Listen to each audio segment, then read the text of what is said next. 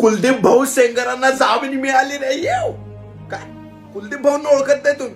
अरे आमदार होते भाऊ, आमदार युपी मध्ये.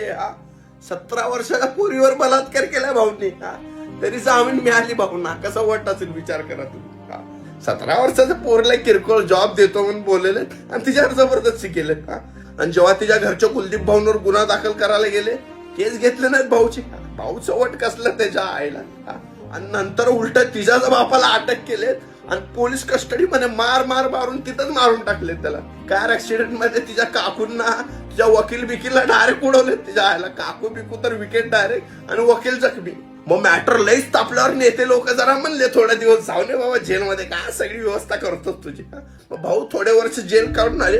परत दिल्ली हायकोर्टाने त्यांना जामीन दिले डायरेक्ट की यापुढे त्या मुलीच्या जवळपास भटकू नको बरं का.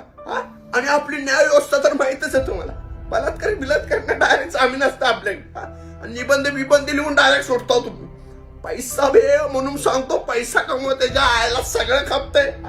नाहीतर मग तुम्ही प्रोटेस्ट जरी करायला बसला तरी तुम्हाला जेलमध्ये टाकतात बघा. आणि आमच्यासारखे किरकोळ इन्फ्लुएन्सर जे अशा इन्सिडेंटवर व्हिडिओज करतात, आवाज उठवतात, त्यांचे डायरेक्ट व्हिडिओ गडप हो, अकाउंट सस्पेंड.